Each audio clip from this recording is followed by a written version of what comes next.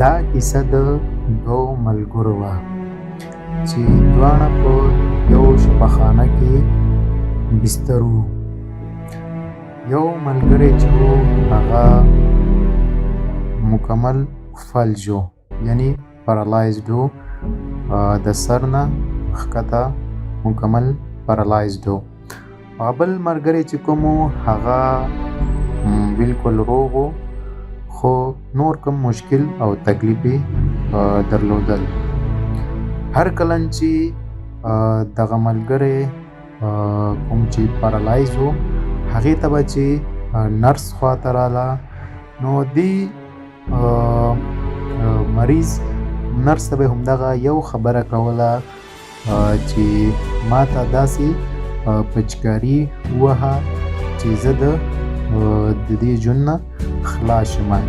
یعنی دا ژوند زما لپاره ډېر مشکل دی او زه نشم کولی چې په دې ژوند کې مطلب داسې ژوند زه تیر کړم چې زه په هېڅ هم نشم کولی، نه زما لاس خوځېږي، ان تر زما ګوته هم نه خوځېږي.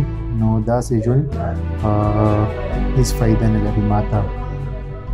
خواته چې کوم ملګری و هغه به د دې خواته راتلو او کوم چې د دې اتاق و په هغې کې یو اشداره وه، نو دغې اشدارې خواته به دغه ملګری رالی او دې ته به یې د اشدار نه چې کوم بهر کومه منظره وه هغه به یې ورته بیانوله چې ښایسته اسمان دی او هوا ده او بوټي دي، انسانان دي، خلک ناست دي، څوک ګپ لګوي، څوک تمرین کوي، د سیند غاړې ته ځینې خلک ناست دي.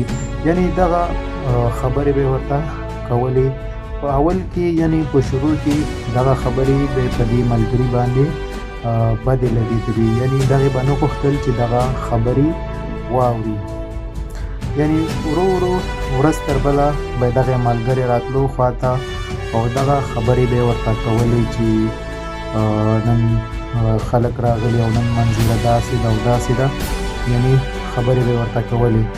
نو دغه ملګری چې و د دې خبرو اورېدلو مطلب خوند به یې اخیستلو، زړه به یې کېدلو چې اوس زما دا ملګری راپاڅېږي او ما ته د دغې نننۍ چې کوم منظره ده د دې خبرې یا دغه خبرې راته ټولې بیان کړي. نو یو ورځ دغه ملګری چې و هغه راپاڅېدلو چې ګوري هغه ملګری بستر چې کوم دی د هغې ملګري خالي پرته ده. دا حیران شو چې زما ملګری څه شو او دا کوم خوا لاړو. نو دا نرس راځي دې خواته او د نرس نه تپوس کوي چې زما هغه ملګری څه شو، چېرته لاړو او کوم